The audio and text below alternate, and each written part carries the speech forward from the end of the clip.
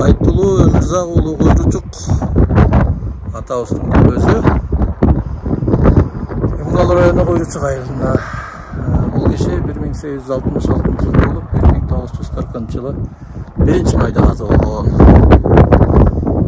Бул күмбөзү 1991 жылы 125 жылдыгында оңдолгон күмбөз да, кийинки күмбөз.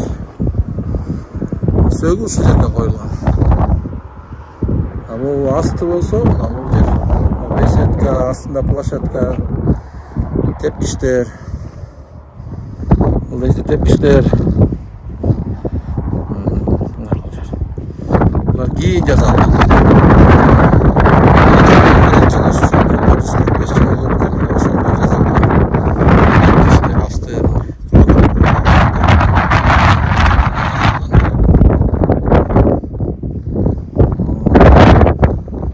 Бул кара ташка жазылган сөздөр дагы кийин жазылганда ургаачынын жакшысы олукко жакса гүл болбойт, олжого кетсе күң болбойт.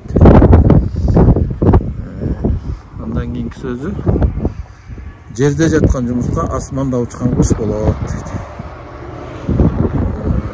Мурда буга чейин могу арабча чегилип жазылган таштагы сөздөр Куйручукка тиешелүү деп айтылып келген, бирок кийин белгилүү болду. Куйручук тууганы Жунушал эрте